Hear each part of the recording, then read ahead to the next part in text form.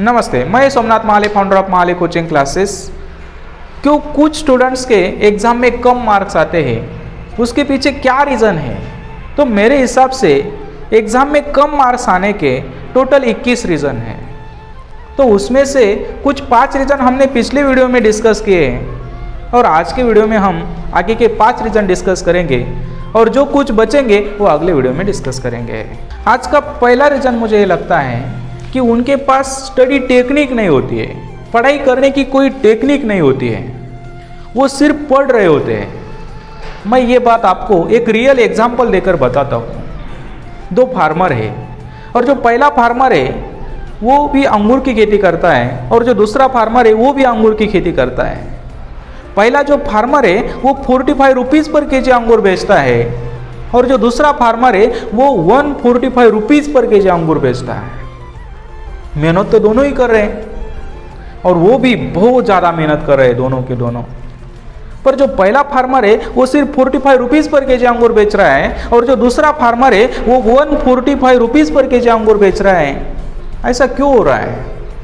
तो इसके पीछे रीज़न है कि जो 45 रुपीज़ पर केजी अंगूर बेच रहा है उसके पास कोई टेक्निक नहीं है, खेती करने की कोई टेक्निक नहीं है, उसके पास कुछ अच्छी सी थ्योरी नहीं है। पर जो 145 रुपीज़ पर केजी अंगूर बेच रहा है उसके पास अच्छी सी थ्योरी है, उसके पास खेती करने की अच्छी सी टेक्निक उसको पता है, इसलिए वो अच्छी तरीके से अंगूर भी बेच रहा है। एग्जैक्टली इसी तरीके से पढ़ाई में भी होता है। कुछ स्टूडेंट्स के पास पढ़ाई करने की, स्टडी करने की कोई एक टेक्निक नहीं होती है, वो रिवीजन करने के नाम पर रीडिंग कर रहे होते हैं, नोट्स बनाने के नाम पे पूरा का पूरा पुस्तक छाप रहे होते हैं। मतलब उनके पास स्टडी करने की कोई टेक्निक नहीं है। ये भी एक कारण है कि स्टूडेंट्स के एग्ज़ाम में कम मार्क्स आते हैं। दूसरा रीज़न मुझे लगता है कि वो सिलेबस को पूरी तरीके से कंप्लीट नहीं करते हैं। मतलब अगर एग्ज़ाम में 10 चैप्टर आने वाले हैं तो उनमें से वो 8 ही चैप्टर प्रिपेयर करेंगे और जो 8 चैप्टर प्रिपेयर करेंगे उनमें से भी वो कुछ टॉपिक छोड़ देंगे, वो अच्छी तरीके से प्रिपेयर नहीं करेंगे। तो ऐसी आधी अधूरी प्रिपरेशन करते हैं कुछ स्टूडेंट्स। ये भी एक कारण है कि उनके एग्ज़ाम में कम मार्क्स आते हैं। तीसरा रीज़न मुझे लगता है कि क्वेश्चन आंसर की प्रैक्टिस ना करना। कुछ स्टूडेंट्स वेट करते रहते हैं कि जब हमारा सिलेबस ख़त्म हो जाएगा तब मैं क्वेश्चन आंसर की प्रैक्टिस करूँगा या करूँगी, और उनका सिलेबस कभी ख़त्म होता ही नहीं और वो क्वेश्चन आंसर की प्रैक्टिस करते ही नहीं। ये भी एक रीज़न है कि उनके एग्ज़ाम में कम मार्क्स आते हैं। पर एक बात हमेशा याद रखो, आपको अल्टीमेटली क्वेश्चन के आंसर ही लिखने हैं एग्जाम में और उसके बेसिस पे आपको जज किया जाएगा। तो उसके ऊपर आपको ध्यान देने की बहुत ज़रूरत है। और एक बात और एक ध्यान रखो कि आपके अंडरस्टैंडिंग को कुछ वैल्यू नहीं है अगर आप उस चीज़ को एग्जाम में रिप्रोड्यूस ना कर पाए। तो पहले दिन से आपको आंसर राइटिंग प्रैक्टिस करनी है।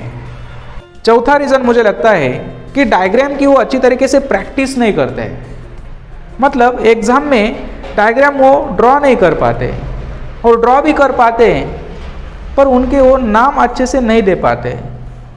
ये सब क्यों होता है? क्योंकि उन्होंने डायग्राम की प्रैक्टिस नहीं की है। तो डायग्राम की प्रैक्टिस ना करना ये भी एक रीज़न है कि उनके एग्ज़ाम में कम मार्क्स आते हैं। 5वां रीज़न मुझे लगता है कि पढ़ने के टाइम सीरियसनेस ना होना। मुझे तो लगता है कुछ स्टूडेंट सिर्फ प्रोसेस फॉलो कर रहे हैं। मतलब क्लास जाना पड़ता है इसलिए वो क्लास जा रहे हैं, स्कूल जाना पड़ता है इसलिए वो स्कूल जा रहे हैं, घर जाना पड़ता है इसलिए वो घर जा रहे हैं और घर वाले बोलते हैं पढ़ना चाहिए इसलिए वो पढ़ रहे हैं। वो सिर्फ साइकिल में घूम रहे हैं। कुछ स्टूडेंट्स वो अच्छा भी कर रहे हैं पर कुछ स्टूडेंट सिर्फ साइकिल में घूम रहे हैं। तो ऐसा करोगे तो एग्ज़ाम में मार्क्स आपके अच्छे नहीं आने वाले हैं। आप क्लास जाएंगे तो आप क्लास में भी आपको अच्छी तरीके से पढ़ना है, स्कूल जाएंगे तो स्कूल में भी आपको अच्छी तरीके से पढ़ना है, घर जाएंगे तो घर पे भी आपको अच्छी तरीके से सेल्फ स्टडी करनी है। अगर ये 3 चीज़ें आप अच्छी तरीके से फॉलो करते हैं तो आपको एग्ज़ाम में अच्छे मार्क्स आएंगे। पर अगर पढ़ने में सीरियसनेस नहीं होगा तो आपके अच्छे मार्क्स नहीं आने वाले हैं।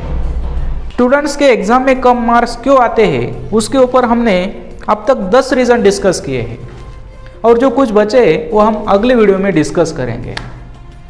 पर अगर जो हमने कुछ रीज़न डिस्कस किए आप उसके ऊपर अच्छे से चिंतन करिए और उसमें से एक भी रीज़न आपको अच्छा लगता है, पसंद आता है, तो चैनल को लाइक करना, सब्सक्राइब करना और अपने दोस्तों के साथ ज़रूर शेयर करना। धन्यवाद।